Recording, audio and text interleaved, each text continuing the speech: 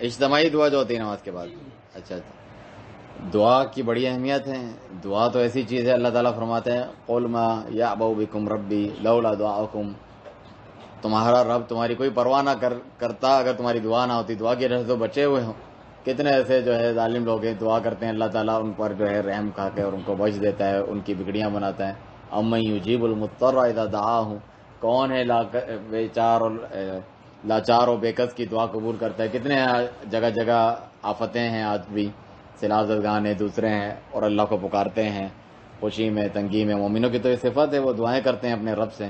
مختلف موقعوں کی دعائیں اللہ تعالیٰ قبول کرتا ہے، عام دعائیں اللہ تعالیٰ قبول کرتا ہے.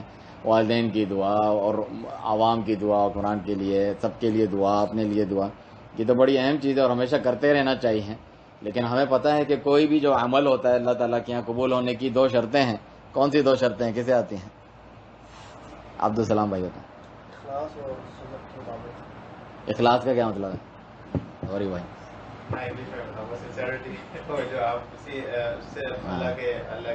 اللہ کے لیے خالص ہو عمل، اس میں کوئی بدعقیدگی بھی نہیں ہو اور کسی کو دکھلاوا بھی نہیں ہو. اور دوسری شرط انہوں نے بتائی سنت کے مطابق ہو. میں اچھی نیت سے، دعا سے بھی زیادہ افضل عمل جو ہے، یعنی جو آپ کے اوپر واجب ہے، فرض ہے، وہ نماز ہے. نماز تو 5 وقت فرض ہیں، اور میں جو ہے پورے اخلاص سے اللہ تعالیٰ کی رضا کے لیے، کسی کو دکھلانے کے لیے نہیں نماز پڑھتا ہوں. لیکن جو ہے میں وضو کر کے نہیں آیا ہوں. سنت میں تو یہ ہے نا پہلے وضو کرنا چاہیے، نہیں انہوں نے سکھایا، اس کے بعد نماز کرنی چاہیے. تو کیا یہ نماز قبول ہوگی؟ اللہ تعالیٰ کے یہاں قبول نہیں ہوگی. اس کا مطلب سنت کے مطابق وہ عمل ہونا چاہیے. تو دعا جو ہے نماز کے بعد، جو اجتماعی دعا ہمارے ہاں جو مروجہ ہے، جو لوگ کرتے ہیں، یہ بعد میں لوگوں کی ایجاد کردہ بدعات میں سے ہیں. سنت اور حدیث میں اس کا کوئی ثبوت نہیں ہے. یہ کہنا کہ کبھی تو کر لیا کرو، یعنی کبھی کبھی تو بدعت کر لیا کرو، کبھی عید میلاد النبی نہیں مناتے، ایک سال تو منا لیا کرو، ایسا نہیں ہے.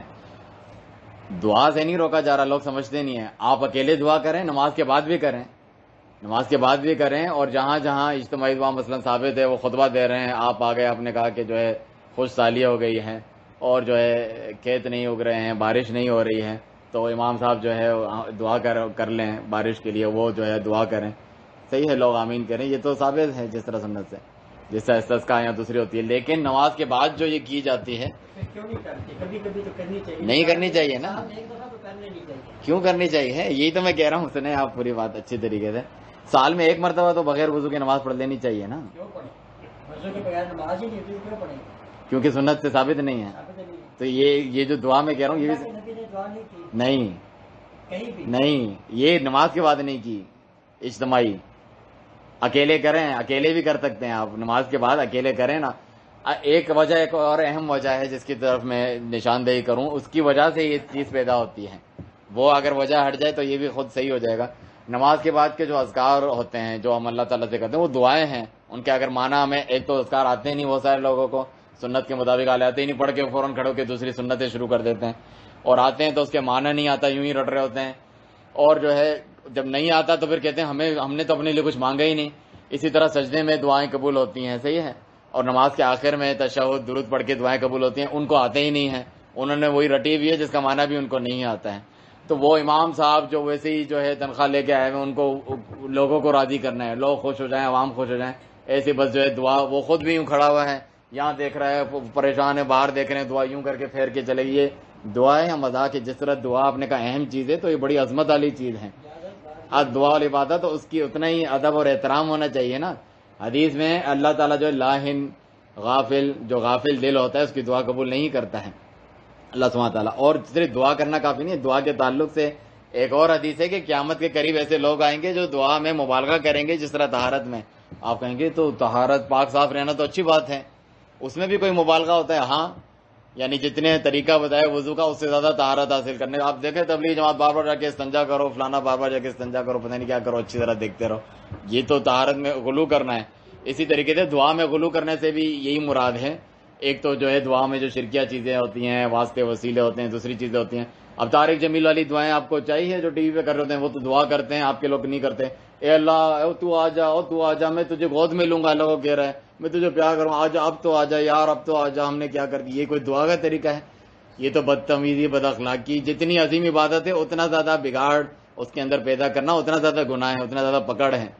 اتنا زیادہ اسی کے اندر لوگ شرک کرتے ہیں، غیروں کو پکار کے، اور اس طرح بے ادبی کرتے ہیں.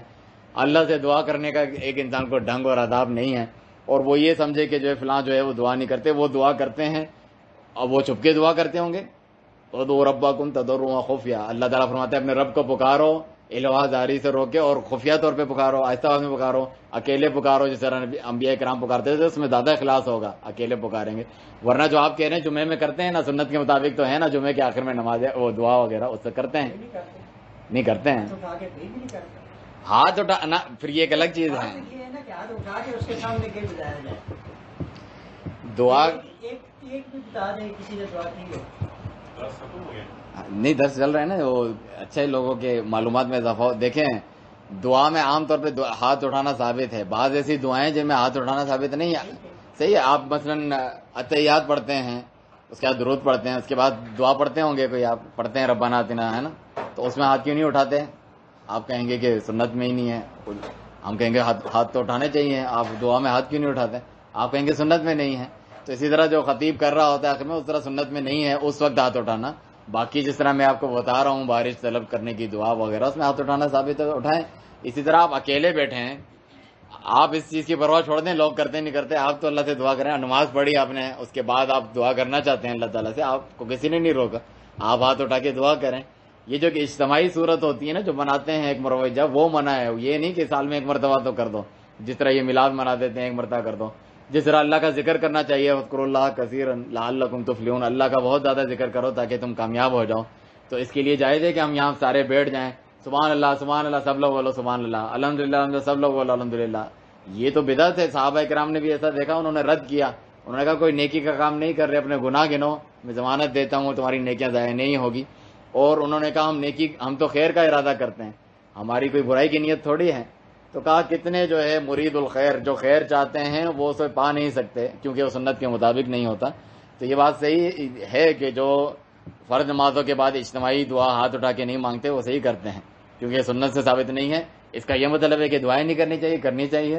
آپ اکیلے بھی دعا کریں، کسی موقع مناسبت کے اعتبار سے دعا کریں، کسی کے پاس آپ گئے ہیں اس کو آپ نے کہہ دیا اس کے کمرے میں گھر میں وغیرہ، دو لوگ آپ دعا کرو میرے لیے دعا کریں، یہ ثابت ہے. لیکن یہ جو بدعت لوگ اس پر ایجاد کرتے ہیں اس پہ عمل نہیں کرنا چاہیے. اس وجہ سے وہ کرتے ہیں، وہ اس وجہ سے نہیں کہ دعا کو نہیں مانگتے، دعا سے نفرت کرتے ہیں، دعا کی پرواہ نہیں کرتے. وہ تو توحید والے لوگ ہیں، وہ تو ہے ہی، اسی لیے دنیا ان کو نفرت کرتی ہے، انہیں پسند نہیں کرتی کہ یہ صرف خالص اللہ سے دعا کرتے ہیں اپنے رب سے. وہ جو ہے دوسروں سے دعائیں نہیں کرتے، اللہ کو چھوڑ کے غیروں کو، نبیوں ولیوں کو نہیں پکارتے ہیں. تو یہ تھوڑی ہے کہ وہ ان کو بھی نہیں پکارتے، اللہ کو بھی نہیں پکارتے، ایسا نہیں ہے. وہ تو اللہ کو پکارتے ہیں، دعا کرتے ہیں، لیکن اس واسطے اور اس نام سے ہم یہ برداشت کریں کہ کوئی بدعت ڈالے. کیا تم نے جو ہے ہمیں غیر اللہ سے بھی دعا کرانا چھڑوا دیا، اللہ سے بھی دعا کرنے سے روک رہے ہو؟ ہم کہہ رہے ہیں سنت کے مطابق کرو اس کو، یہ نہیں کہہ رہے کہ اللہ سے دعا کرنا چھوڑو، زیادہ اچھے طریقے سے کرو، زیادہ پیارے طریقے سے کرو. جس طرح رسول اللہ صلی اللہ علیہ وسلم کی دعائیں کتنی جامع دعائیں ہیں، دنیا اور آخرت کی کوئی بھلائی ہے جو آپ سب نے چھوڑی ہو، نہ مانگی ہو، اور دنیا اور آخرت کا کوئی شر برائی ہے جس سے پناہ نہ طلب کی گئی ہو. بلکہ ایسی بھی دعائیں، اے اللہ میں تجھ سے سوال کرتا ہوں جو کچھ تیرے پیارے نبی محمد صلی اللہ علیہ وسلم نے جو ہے خیر اور بھلائی سوال کی ہے، اور ہر اس شر سے پناہ طلب کرتا ہوں جس سے انہوں نے طلب کی ہے. تو انہوں نے تو کوئی چیز نہیں چھوڑی. ان کی پڑھی گئی دعا آپ پڑھیں تو کیا ہی اس میں کمال ہے، اور اس کے طریقے کے مطابق پڑھیں تو کتنا ہی زیادہ آپ کو اجر و ثواب یہ ساری چیزیں ملے گی. اب جو ہے مثلا جمعے کی نماز کے بعد اجتماعی دعا کرنا، عام نمازوں کے بعد اجتماعی دعا کرنا، یہ وہ لوگ ہیں جنہیں یہ بھی نہیں پتا کہ عصر سے مغرب تک دعا کی قبولیت کا بہترین ٹائم ہے. اللہ تعالیٰ نے رکھا ہوا ہے، جمعے کے دن ایک خصوصی گھڑی ہے کہ کوئی بھی بندہ مسلم نماز پڑھ رہا ہو یا دعا کر رہا ہو اس میں اللہ تعالیٰ سے، تو اللہ تعالیٰ اس کی جو ہے دعا قبول کرتا ہے، لازمی اس کی دعا قبول ہوتی ہے. تو اتنا عظیم موقع گنواتے ہیں، جانے دیتے ہیں، اس کو چھوڑ کے بدعات میں وہ لوگ لگے ہوتے ہیں. یہ جو جلدی جلدی نمازیں پڑھ رہے ہوتے ہیں، جن کو اپنی دعائیں اور نماز یہ بھی نہیں پتا وہ کیا پڑھتے ہیں. آپ نے دیکھا کتنے تیزی سے وہ نماز پڑھتے ہیں، لیکن اس کے بعد جو دعا کرتے ہیں وہ بڑے الفاظ زاری سے روکے جل جلا کے طارق جمیل اسٹائل وغیرہ سب ڈال کے اس طریقے سے وہ دعا کرتے ہیں. اس کو یہ نہیں پتا کہ نماز میں اس کو نہیں آتا نا، وہ مصنوعی دعا پھر اس کو بعد میں کرنی ہوتی ہے. تو جب اس نے نماز سیکھی ہوگی، سنت کے اوپر عمل کیا ہوگا، تو وہ بہترین موقعوں کو چھوڑ کے نہیں کہتے. نماز جو ہے مومن کی معراج ہے، یعنی نبی صلی اللہ علیہ وسلم معراج میں گئے، اللہ تعالیٰ سے ملاقات کی تو اللہ تعالیٰ نے نماز کا تحفہ دیا. تو ایک مومن جو ہے اپنے رب سے سرگوشی کر رہا ہوتا ہے، نماز میں مناجات کر رہا ہوتا ہے، اس سے دعائیں کر رہا ہوتا ہے. آپ سب وہ اہم موقع سے آ گئے، سلام پھیر دیا، اب جو ہے یعنی اس کے دربار سے گویا کہ آگے اب میں دعائیں کروں گا وہ والی، جو تجھے موقع دیا تھا بلایا تھا ادھر تو نے دعائیں نہیں کی کیونکہ تجھے سکھایا ہی نہیں تھا. یہ بتایا کہ نماز کا سلام پھیر کے جو ہے وہ دعائیں کرنی ہوتی ہے. اکثر تو ان کو معنی بھی نہیں معلوم ہوتا، مولوی صاحب کو بھی نہیں ہوتا. اس نے کہا بیمار کی شفا کے لیے دعا کرو یا اللہ فلسطین کے مجاہدین. تجھے پتا ہے کیا معنی ہے؟ ایک شخص بتا رہا تھا کراچی میں، وہ ایک بعض دعا تو ایسی ہے جو کفر بن جاتی ہے.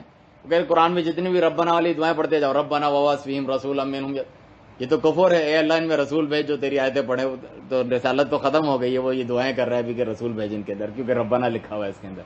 ہر ایک بندہ عالم تو نہیں ہے نا، تو پھر دعائیں بھی تو بہت زیادہ ہیں. ہاں جیسے جن کو پتہ ہی نہیں ہے کیا کرنا ہے کیا نہیں کرنا، تو وہ جیسے دعا آئے گی ویسے ہی کریں گے. ہاں تو پھر انہیں کو یہ سکھایا جاتا ہے کہ سنت کے مطابق دعا کرو، اردو میں کرو، جو دل میں آ رہا ہے وہ کرو، اللہ تعالیٰ سے دعائیں کرو. لیکن یہ سنت نہیں ہے کہ نماز کے بعد سب لوگ اجتماعی ہاتھ اٹھا کے اس طریقے سے دعا کریں. ظاہر سی بات ہے اس کے دل میں جو چیز ہے، امام صاحب سے تھوڑی پرچی بھیج کے امریکہ کا ویزا لگ جائے، تو ایسی دعائیں تو اختلافی دعائیں وہ کیسے کر سکتے ہیں آپ سے؟ نبی صلی اللہ علیہ وسلم سے زیادہ اللہ سے دعائیں کرنے والا کوئی ہو سکتا ہے؟ جی مثال ہے، میری عمر زیادہ ہے، اللہ برکت دے آپ کی.